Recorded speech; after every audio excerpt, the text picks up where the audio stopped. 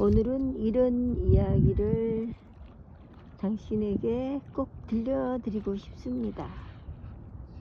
나에게 꼭 필요하지만 나에게 없는 한 가지에 대하여.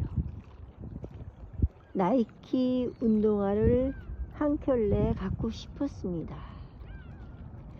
친구들이 그 운동화를 신고 다니며 자랑하는 것이 부럽기도 했죠.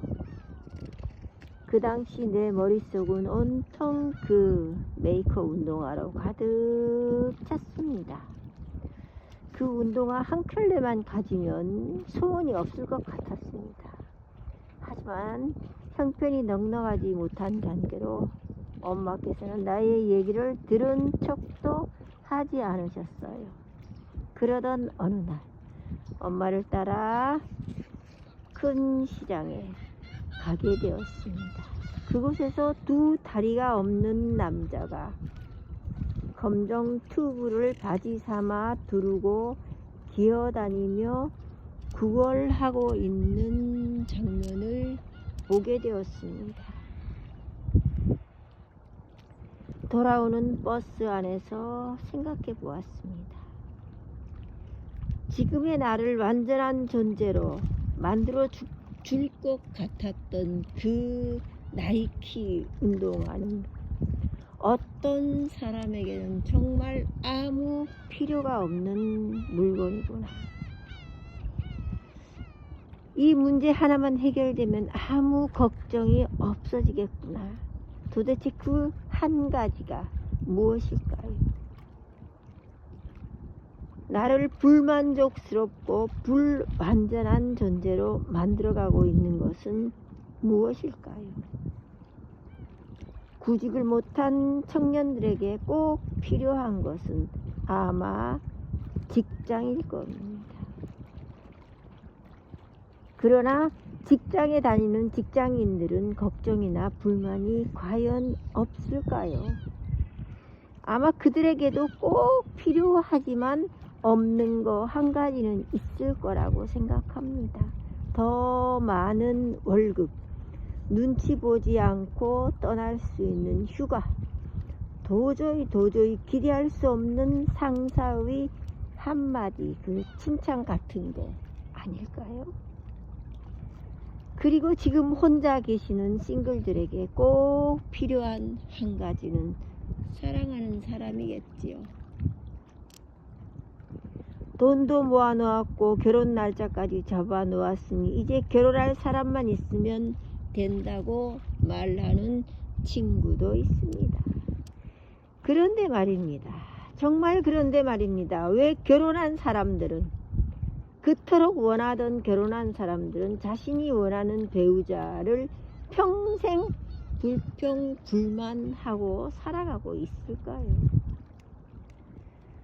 돈 없는 사람이 부자가 된다고 해서 꼭 필요하지만 그에게 없는 그 한 가지가 사라질까요? 아무리 취하고 채워도 여전히 남는 그 한 가지는 채워질 수 없는 인간의 욕망 때문이 아닐까요? 그렇습니다. 영원히 채워지지 않는 한 가지가 있다는 것이 절망적이지만은 결코 않습니다. 그러기 위하여 끊임없이 또 한 가지를 얻기 위하여 우리는 계속 희망을 갖고 꿈을 꾸며 도전할 수 있기 때문입니다. 아마 어쩌면 우리가 살아가는 그 이유일 수 있습니다. 희망을 향하여.